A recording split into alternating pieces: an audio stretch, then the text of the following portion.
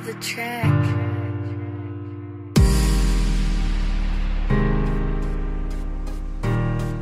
Oke, kami akan mereview sebuah jurnal lokal yang berjudul tentang rancang bangun aplikasi e-learning. Jurnal ini dibuat oleh Erma Susanti dan Muhammad Soleh. Mereka ini dari Teknik Informatika, Fakultas Teknologi Industri dan Institut Sains dan Teknologi Akprin, Yogyakarta. Oke, langsung aja.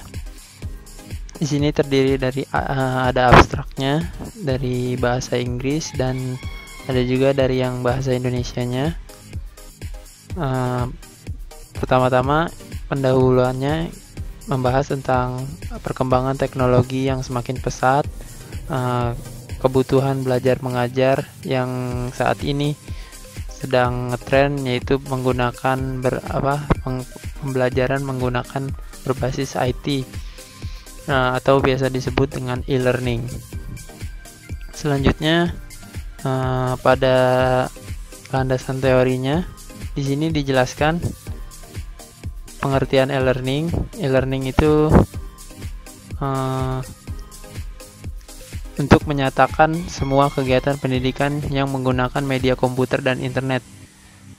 Tapi banyak juga pengertian yang memiliki arti yang sama dengan e-learning, yaitu web-based training, online learning, computer-based training, distance learning, computer-aided instruction, dan yang lainnya.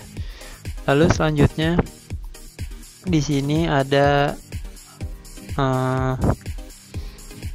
pada dasarnya e-learning mempunyai dua tipe, yaitu sinkronus dan asinkronus. Nah, sinkronus itu apa? Synchronous training di sini di jurnal ini menjelaskan itu pada waktu yang sama. Jadi synchronous training adalah tipe pelatihan di mana proses pembelajaran pada saat yang sama ketika pengajar sedang mengajar dan murid sedang belajar. Oke, di sini saya mengecek pengertian synchronous training apakah betul pada waktu yang sama. Di sebuah website, di sebuah WordPress atau blog yang saya kunjungi, di sini benar bahwa sinkronus itu artinya pada waktu yang sama. Synchronous training adalah tipe pelatihan di mana proses pembelajaran terjadi pada saat yang sama ketika pengajar sedang mengajar dan murid sedang belajar.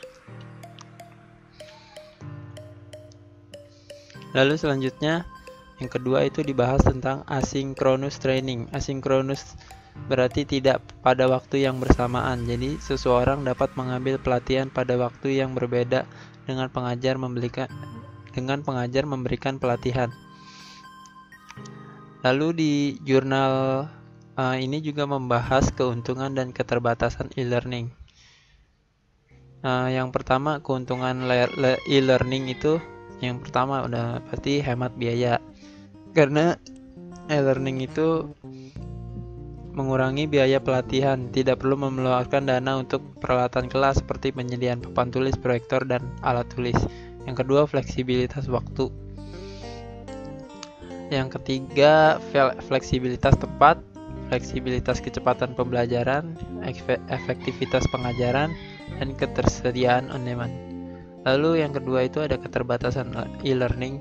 Yang pertama itu budaya, investasi, teknologi, infrastruktur, dan materi. Oke, di jurnal ini juga menjelaskan konsep dari e-learning itu sendiri. Konsepnya adalah penyediaan kelas-kelas baru setara dengan kelas konvensional di lembaga pendidikan yang selama ini ada. Oleh karena itu, pembangunan sebuah lembaga pendidikan virtual seperti e-learning ini haruslah memberikan hasil yang kurang lebih sama dengan cita-cita untuk mendirikan sebuah lembaga pendidikan konvensional.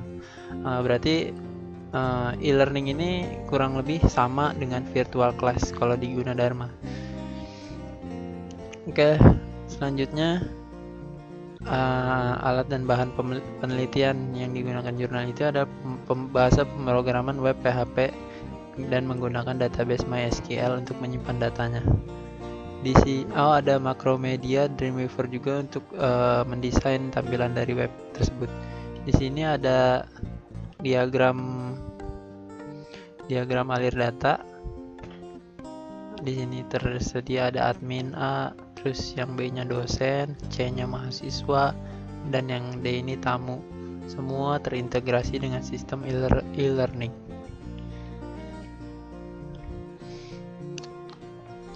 Untuk di jurnal ini juga melakukan uji coba sistem, yaitu dari sisi kecepatan, struktur linknya, dan kompatibilitas browser. Lalu selanjutnya di sini juga ditampilkan gambar capture dari website e-learning tersebut. Ini merupakan halaman depan dari website e-learningnya. Ini halaman uploadnya. Ini halaman download, ada halaman daftar mata kuliah, ada materinya. Cukup lengkap. Di sini ada daftar pustaka dari si pembuat jurnalnya. Lalu di bagian akhir ada kesimpulan.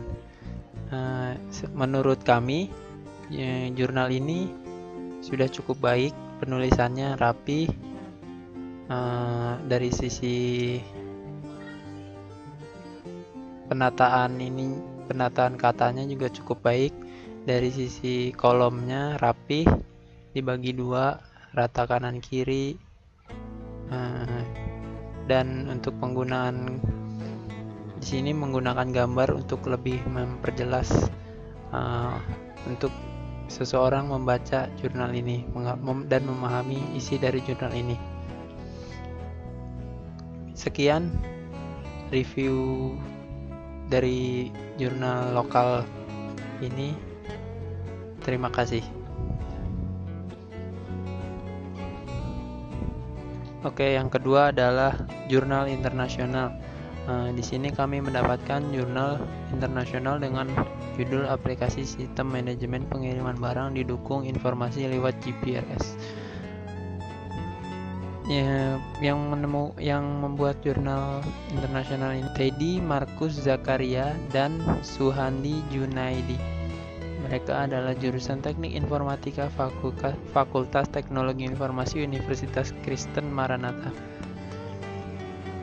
Diawali dengan abstrak dengan berbahasa Inggris, lalu dibuka dengan pendahuluan. Pendahuluannya menjelaskan tentang era globalisasi menyebabkan masyarakat saling berhubungan dalam berbagai bidang. Kemajuan di bidang teknologi informasi, transportasi, komunikasi mendorong kita untuk semakin memiliki banyak kemampuan dan keahlian agar dapat bertahan dalam persaingan dunia kerja serta persaingan bisnis yang semakin ketat. Lalu dalam jurnal ini mereka mengangkat salah satu perusahaan, yaitu PT Naga Lintas Wahid yang bergerak dalam bidang pengiriman barang atau kurir.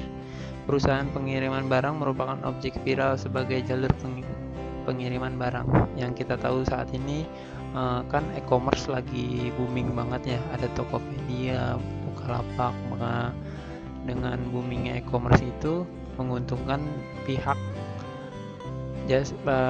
perusahaan pengiriman barang seperti JNE, Tiki. Nah, perusahaan yang diangkat dalam jurnal kali ini adalah PT Naga Lintas Wahid.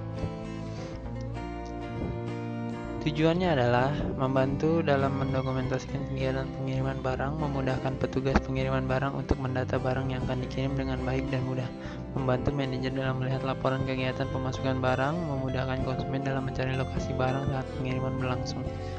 Yang kedua itu ada spesifikasi produk. Itu ada aplikasi sistem manajemen pengiriman barang terdiri dari dua aplikasi pendukung. Mereka ini menggunakan aplikasi desktop dan mobile. Yang digunakan adalah Visual Studio.NET 2005 dengan bahasa pemrograman C# untuk aplikasi pada desktop serta penggunaan PHP untuk pada aplikasi pada mobile. Aplikasi ini menggunakan database Oracle Express 10G sebagai penyimpanan data barang, data pengiriman barang, dan penerima barang. Aplikasi mobile menggunakan GPRS atau General Packet Radio Service untuk mendukung kinerja pengiriman barang barang yang berguna agar pengirim dan penerima mengetahui letak barangnya di mana. Di sini juga yang ketiga adalah perancangan aplikasi sistem manajemen pengiriman barang menggunakan fasilitas GPRS. Dari jurnal ini menggunakan layanan GPRS untuk nge-tracking barang yang akan dikirim udah sampai mana. Di sini juga dilengkapi gambar simulasi. Di sini ada database-nya, staff-nya, dan konsumen. Penggambaran sistem dengan use case diagram. Yang pertama itu sistem penerimaan barang. Ini ada di jurnal ini menampilkan tentang diagram use case. Saya juga nyari ke sebuah website tentang use case diagram. Di sini saya ke sebuah website umldiagram.org. Dan di sini ada diagramnya yang mirip dengan diagram yang dipakai di jurnal tersebut. Oke, kembali ke jurnal. Lalu di sini ada sistem barang transit. Di sini ada diagramnya juga. Lalu yang ketiga itu ada penggambaran hubungan antar entitas. Di sini semuanya saling terintegrasi.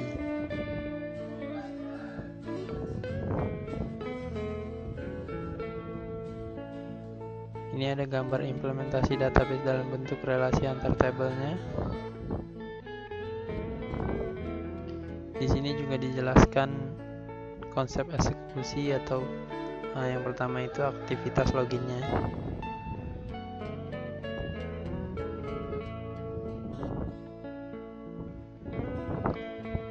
Di sini juga dijelaskan aktivitas transaksi pengiriman barang. Yang ketiga yang C itu aktivitas layanan GPRS-nya. Antarmuka aplikasinya. Ini aplikasi yang digunakan PT perusahaan tersebut. Logistik Management System. Ini merupakan form untuk transaksi pengiriman barang.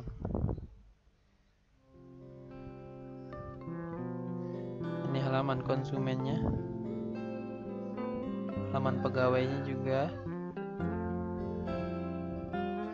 Ini laporan yang dihasilkan yang oleh perangkat lunak yang ada di komputer. Simpulannya di sini juga dijelaskan simpulannya. Setelah melakukan beberapa pengujian di lapangan dengan menggunakan data asli, penulis menyebutkan beberapa hal. Aplikasi Logistik Management System dapat membantu dalam mendokumentasikan kegiatan pengiriman barang, memudahkan petugas pengiriman barang untuk mendata barang yang akan dikirim dan mencatat data-data konsumen, membantu manajer dalam melihat laporan. Adanya layanan GPRS memudahkan konsumen untuk men-tracking barangnya. Sini lalu ada daftar pustaka. Yang unik dari jurnal ini adalah penggunaan gambarnya yang sangat detail, dari penggunaan diagram. Di sini dijelaskan satu-satu dan dilampirkan gambarnya satu persatu. Setelah itu juga dijelaskan alurnya menggunakan gambar juga.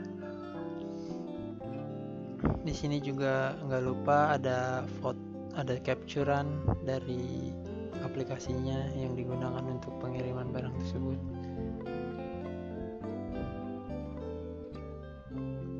Dari sisi tulisannya lumayan rapi, rata kiri kanan, penggunaan katanya juga sudah cukup baik. Sekian review dari kelompok kami, kurang lebihnya mohon maaf. Terima kasih.